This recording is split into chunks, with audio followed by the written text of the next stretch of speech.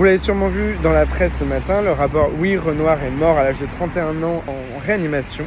Et il y a quelque chose qui me choque profondément dans cette affaire, c'est que l'information officielle est parue ce matin, mais on savait depuis quelques temps qu'il était en réanimation parce qu'une infirmière, un infirmier ou une aide-soignante a fait fuiter à notre cher influenceur Aquababe beaucoup d'informations médicales et ça me choque profondément, donc je voulais vous en parler. On a pu notamment apprendre via Aquababe qu'il était sous assistance circulatoire, donc des informations encore une fois extrêmement précises et qui consistent une violation complète du secret professionnel médical et du code déontologique des infirmiers et de globalement tous les professionnels de santé. Une énorme faute professionnelle et qui risque d'avoir des grosses conséquences à la fois pour le service et pour la personne si jamais on retrouve son identité tout simplement. J'en profite pour faire un rappel sur le secret professionnel. On voit de plus en plus des professionnels qui balancer des infos pour pouvoir ensuite les voir dans les médias et pouvoir se dire que c'est grâce à moi que ces informations ont fuité.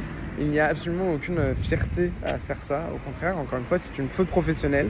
On voit aussi beaucoup de médecins, d'infirmiers, d'aides-soignants, créateurs de contenu ou influenceurs, on ne sait pas trop dans ces cas-là, qui racontent des dossiers médicaux et qui violent complètement le secret médical. Ça devient presque une habitude.